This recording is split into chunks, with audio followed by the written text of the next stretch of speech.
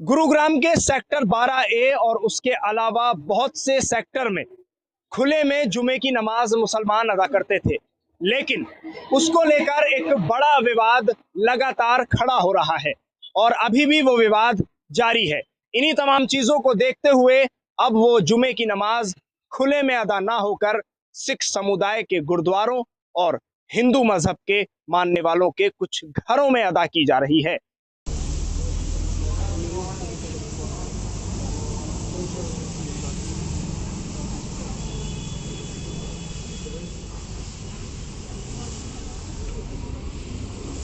यानी कुछ हिंदुओं ने अपने घर खोल दिए हैं कि जिसमें मुसलमान नमाज अदा कर सकें, और कुछ सिख समुदाय के लोगों ने गुरुद्वारे में मुसलमानों से कहा है कि आप जुमे की नमाज यहां अदा कर सकते हैं, क्योंकि खुले में नमाज को लेकर एक बड़ा विवाद खड़ा हो रहा था। इन्हीं तमाम चीजों को देखते हुए ये स्टेप लिया गया है। सबसे पहले आपको सुनवाते हैं कि पूर्व राज्यसभा मेंबर मोहम्मद अदीब ने इस पूरे मामले पर क्या कहा है।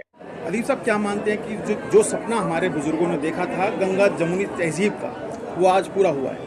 आज हमारे सिख भाइयों ने उसको पूरा कर दिया। हमारे जो ख्वाब थे वो आज पूरे होते नज़र आए, क्योंकि पिछले चंद सालों से इस देश का जो हाल हो गया, एक सवाल उठ गया था कि ये वो देश है जो हमारे बुजुर्गों ने सोचा था, उससे बहुत हट गया था। हम सलाम करते हैं, हज़ारों सलाम हमारे सिख भाइयों को।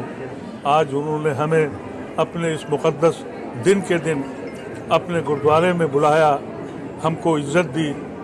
हमें लगा कि ये देश हम फिर से वो बनाएंगे जिसका ख्वाब हमारे बुजुर्गों ने देखा था। और मैं समझता हूँ कि ये इतनी बड़ी मिसाल है कि आज पूरे हिंदुस्तान में जो लोग हिंदुस्तान के आइडिया को समझते हैं, द आइडिया ऑफ इंडिया, आज हमको यहाँ दिखाई पड़ा। ये खुलूस, ये मोहब्बत, हम इसको सोच भी नहीं सकते थे। अब हमारी ज़रूरत यह है कि हम इसको कायम करें।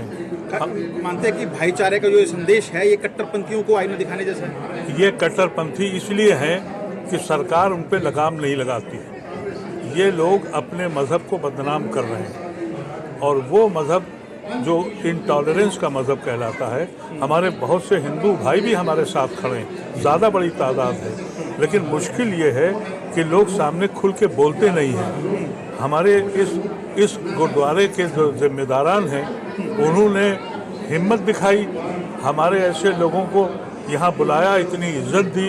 मैं समझता हूँ कि ये आज सुनहरा दिन है और आज बड़ा मुबारक दिन है, और मुझे इसमें आने का शर्फ हासिल हुआ।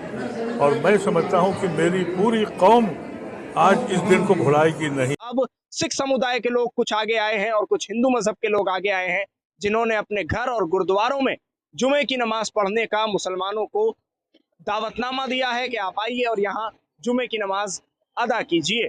ऐसे में पूर्व राज्यसभा मेंबर, पूर्व मेंबर ऑफ पार्लियामेंट मोहम्मद अदीब सीधे तौर पर कह रहे हैं कि जिस हिंदुस्तान का ख्वाब देखा गया था, ये वही हिंदुस्तान है कि गुरुद्वारों में नमाज अदा करने की इजाजत दी जा रही है। गुरुद्वारों में कहा जा रहा है कि आप नमाज अदा करें। हिंदू मजहब के लोग अपने घरों में नमाज अदा करवा रहे हैं, लेकिन वहीं दूसरी तरफ कुछ लोग ऐसे भी हैं जो हिंदुस्तान को, जो भारत को नुकसान पहुंचाने के लिए, प्यार मोहब्बत और एकता को नुकसान पहुंचाने के लिए इस तरह के कदम उठाते हैं कि वो खुले में नमाज का इस हद तक विरोध करते हैं कि वहां पूजा तो होती है, लेकिन नमाज पढ़ने की इजाजत नहीं दी जाती।